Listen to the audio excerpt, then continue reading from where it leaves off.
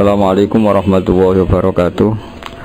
Para pendengar radio Indonesia yang kami cintai, kami hormati, mari mengkaji ayat-ayat yang diterjemahkan oleh Universitas Islam Indonesia. Baiklah, kita meneruskan ayat-ayat kemarin, dan kita tidak akan bosan mengulang-ulang ayat yang masih kita butuhkan penjelasannya. Kita mulai sekarang dari ayat atau kajian ayat 23 surat Al-Baqarah. A'udzubillahi minasyaitonirrajim.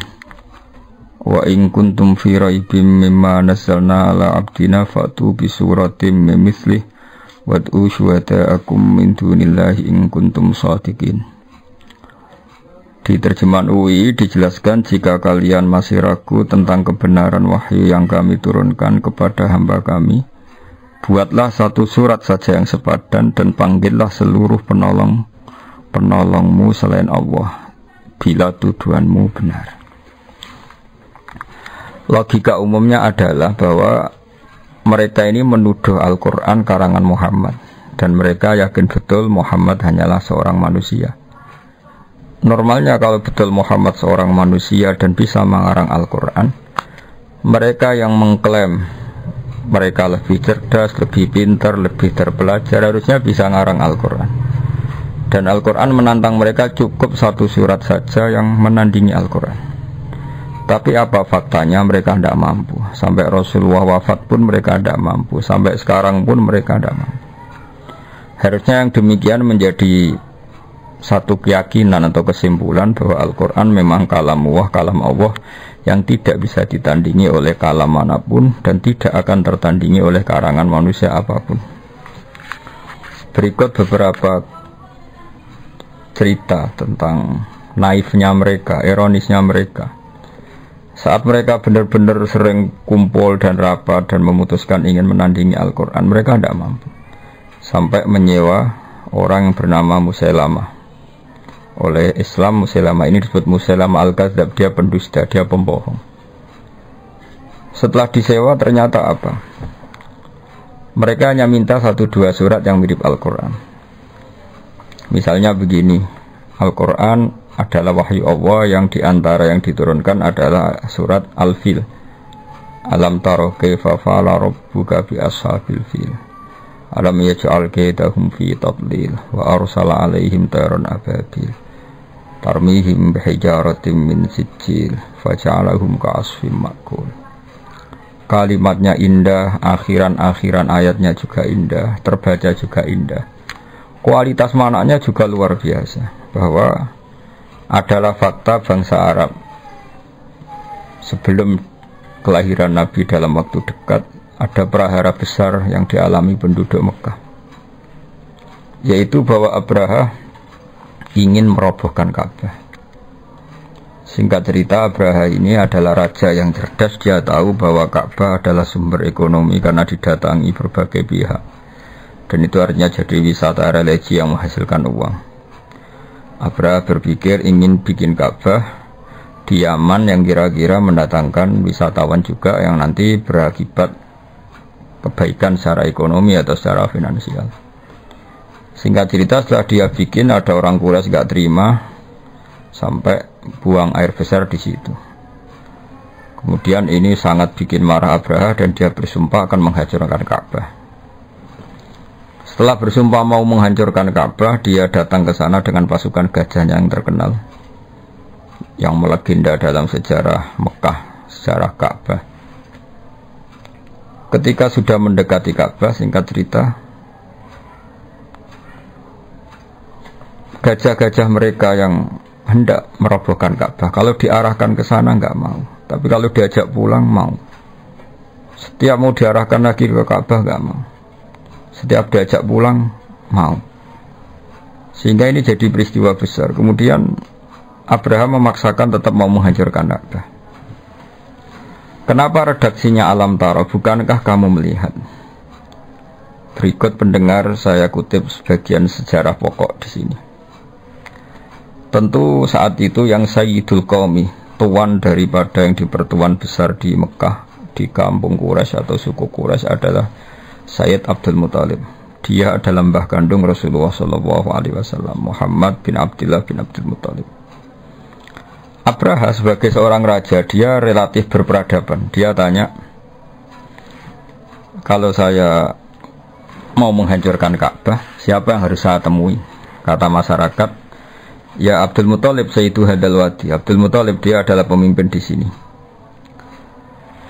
Tapi sebelum itu Abraha adalah merampas sekian unta dari kampung Quraisy, termasuk untanya Abdul Muttalib yang kurang lebih sampai jumlahnya 100 unta. Itu lazim dalam penjajahan dulu, mesti merampas harta-harta daerah yang dijajah. Setelah Abdul Muttalib didatangkan, Abdul Muttalib itu orangnya wibawa sekali. Dia punya karisma yang luar biasa.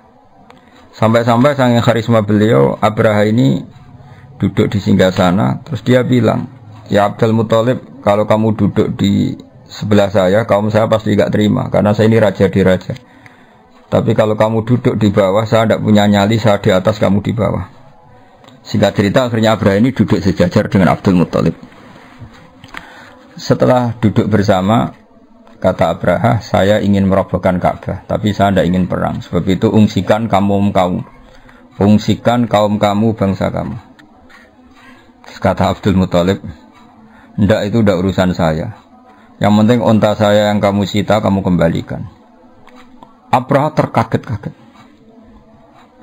Dan dia terkaget-kaget karena melihat kearifan Abdul Muttalib, kewibawaan Abdul Muttalib, dan dia orang besar yang dituakan, yang dianggap pemimpin besar. Dia terkaget-kaget ketika seorang Abdul Muttalib hanya memikirkan hartanya, bukan memikirkan Ka'bah. Sampai Abraha bilang, anta sayyidu hadal wadi, kamu ini tuan daripada penduduk sini. Dan penduduk sini semuanya keberatan kalau Ka'bah saya hancurkan. Tapi kamu sebagai pemimpin mereka malahan tidak memikirkan Ka'bah, malah hanya memikir unta kamu harus saya kembalikan. Aneh kamu. Kata Abdul Muttalib dengan kearifan dan keyakinan tauhidnya yang luar biasa, karena beliau adalah mbah Rasulullah, beliau mengandung Nurul Mustafa, nurnya Rasulullah. Beliau bilang, unta itu milik saya, sebab itu urusan saya dan kamu hanyalah urusan unta. Soal Ka'bah, Baitullah, innali hadal baiti rabban hamahu. Soal Ka'bah, Baitullah itu ada yang punya, yaitu Allah, pasti menjaganya. Jadi saya tidak perlu memikirkannya, pasti dijaga oleh yang punya. Maksud Abu Talib tentu Allah Subhanahu wa ta'ala. Terus kata Abraha, oke, unta kamu saya kembalikan, dan sekarang saatnya saya mau menghancurkan Ka'bah. Kata Abu Talib, silahkan, dan pasti nanti yang punya melindunginya. Innali hadal baiti rabban hamahu. Setelah itu Abdul Muttalib datang ke Ka'bah. Dia pegang halaqatul bab. Halaqatul bab itu semacam kayak ya pegangan pintu. Di situ Abdul Muttalib bilang, ya Allah, ini rumahmu, engkau pasti menjaga ini. Setelah itu dia ngajak masyarakatnya, ngajak kaumnya. Setelah dia berdoa, wahai kaumku, ayo kita ke atas gunung melihat madza fa'ala rabbukum, apa yang nanti dilakukan Tuhan kamu terhadap orang-orang yang mau merobohkan Ka'bah. Singkat cerita, Abdul Muttalib dan para masyarakat Mekah ke gunung-gunung yang tinggi, yang dekat Ka'bah, melihat apa yang akan dilakukan Allah. Saking yakinnya Allah tidak akan membiarkan Ka'bah dihancurkan. Setelah itu datanglah Abraha dan bala tentaranya yang benar-benar ingin menghancurkan Ka'bah. Apa yang terjadi? Datanglah burung ababil. Burung ababil ini burung yang membawa kerikil-kerikil tajam dari neraka. Dan di situ tertulis alamat yang mau dijatuhin, sehingga semuanya tepat sasaran, tidak mengenai suku Quraisy.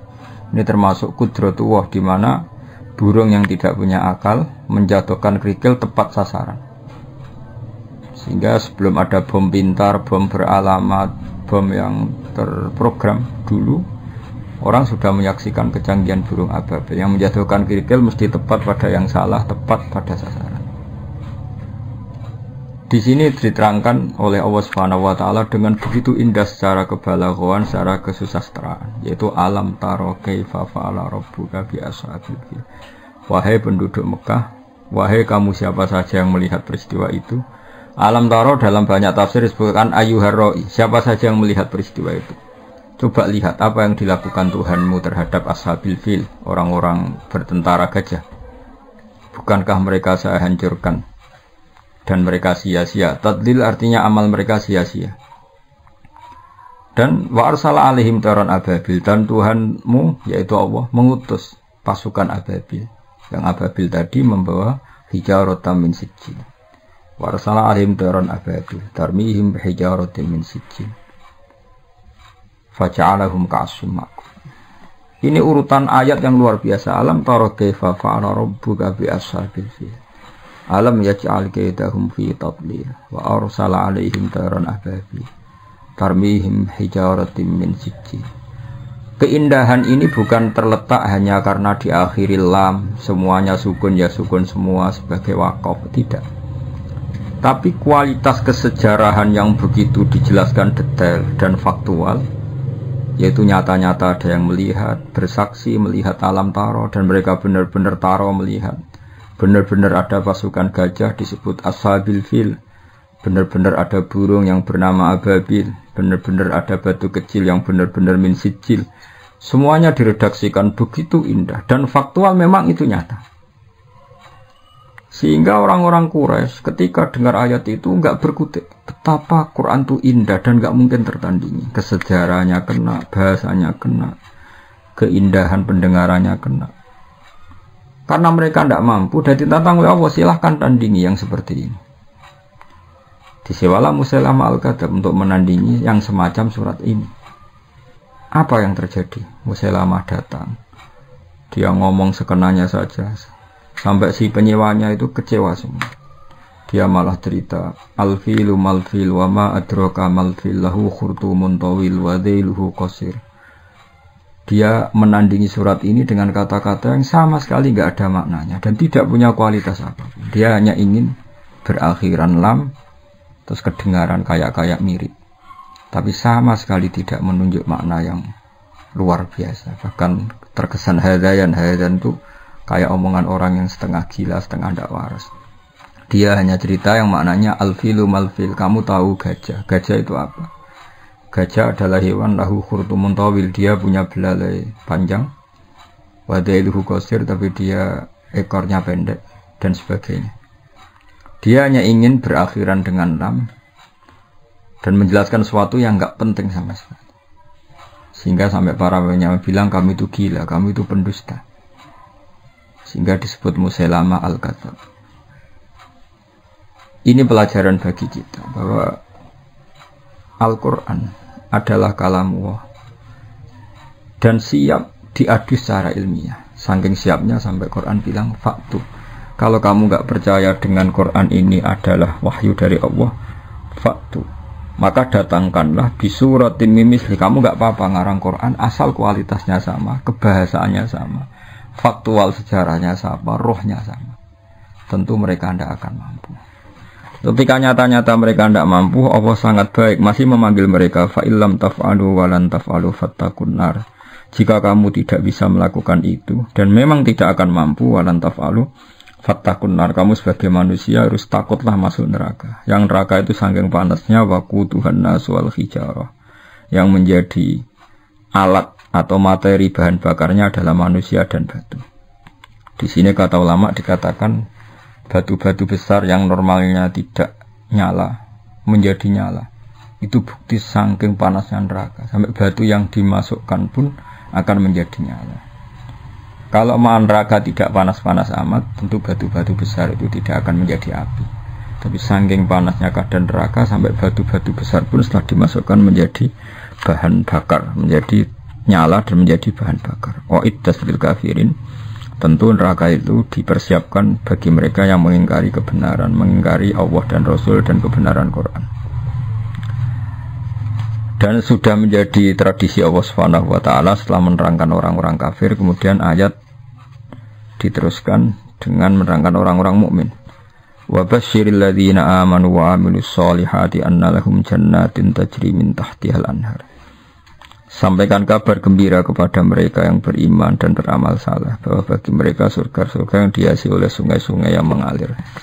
Kullama rusiku minha min thamaratir rizqan qalu hadzal ladzi rusiqna min qablu wa utubihi mutasyabiha. Setiap mendapat rezeki buah-buahan surga, mereka mengatakan rezeki ini pula yang telah diberikan kepada kami sebelumnya. Wa utubihi mutasyabiha, mereka mendapat rezeki yang serupa. Walahum fiha azwajum mutahharatu wa hum fiha khalidun. Mereka juga diberi jodoh-jodoh yang serba suci dan mereka kekal di sana. Orang-orang iman di Al-Quran seringnya dibarengi dengan wa'amilu sholihat, iman dan perilakunya soleh. Tentu ini penting sekali karena iman adalah bukti kita hidup, iman akan wujudnya Allah. Iman bahwa pencipta langit adalah Allah. Tentu konsekuensinya juga harus iman bahwa Allah ini punya aturan. Karena Allah adalah zat yang memerintahkan kebaikan, maka kita yang mukmin harus bercirikan melakukan kebaikan.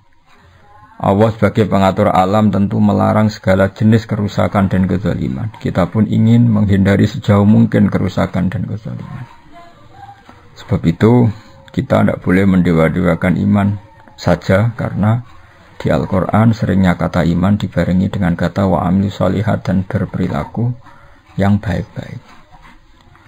Para pendengar yang kami hormati, berperilaku baik-baik ini yang akhirnya bisa menjaga alam, menjaga alam raya. Betapa rusaknya alam ini kalau kita atau manusianya berbuat dolim.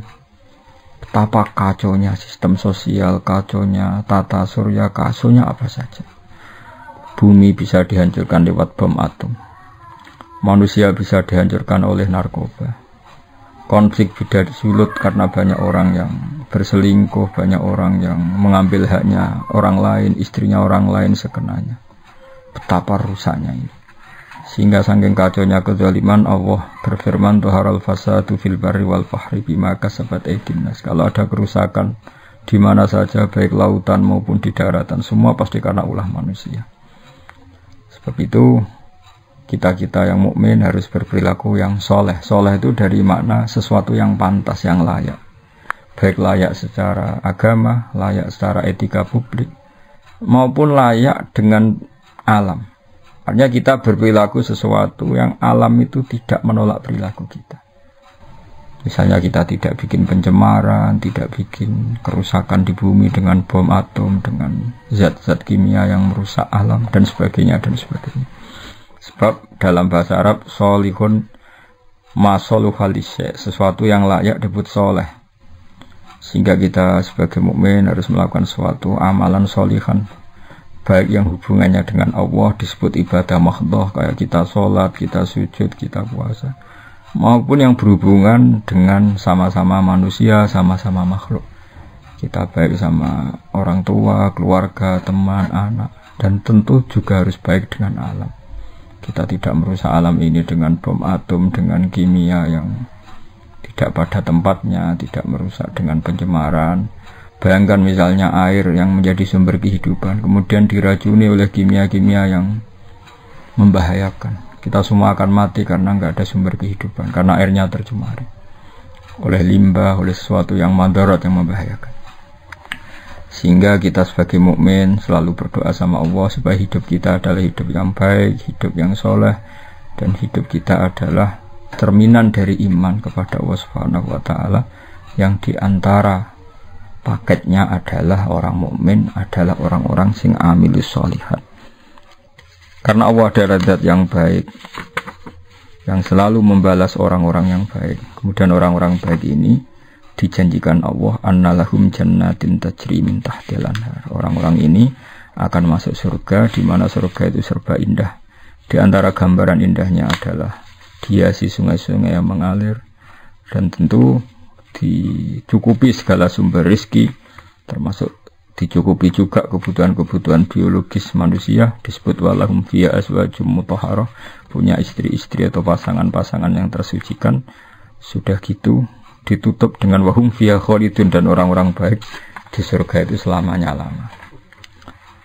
Perlu dimengerti oleh banyak pemirsa bahwa wahum fiha khalidun, kata ulama ahli fikih disebutkan kenapa orang mukmin yang amalnya di dunia terbatas. Misalnya orang soleh mungkin hidupnya hanya 60 tahun atau 80 tahun. Berarti amalnya dia hanya 80 tahun atau 60 tahun. Kenapa Allah begitu baik dan dibalas dengan surga yang selamanya lama, bukan hanya surga yang berdurasi 80 tahun. Kata para ulama, ini bagian dari sirinya, rahasianya hadis innamal a'malu binniyat. Amal itu akan mendapat pahala berdasar komitmen niat. Karena orang mukmin itu berniat andaikan hidup selamanya lama di dunia juga dia akan iman selamanya lama. Maka dibalas Allah, dia pun masuk surga selamanya lama. Ini sirinya kenapa wahum fiha khalidun. Selain tentu satu karena fadlnya Allah, rahmatnya Allah, kata para ulama, ini sebagai balasan orang mukmin yang zaman di dunia berkomitmen akan iman selamanya lama. Kalau saja mereka ditakdir hidup 1 juta tahun pun, mereka akan iman 1 juta tahun. Dan kalau mereka diberi hidup tanpa batas, mereka tidak terbatas juga akan selalu iman kepada Allah, Rasul, dan Al-Quran, dan iman kepada kebenaran. Sehingga sebagai balasannya, niatnya, komitmennya iman, maka dibalas dengan surga yang mereka berstatus wahum fiha khalidun selama-lamanya di surga. Saya kira demikian, semoga ini bermanfaat. Ini kita tutup dengan shadaqallahul azim. Insyaallah pertemuan berikutnya kita teruskan dalam kesempatan yang lain mulai ayat 26 surat Al-Baqarah. Assalamualaikum warahmatullahi wabarakatuh.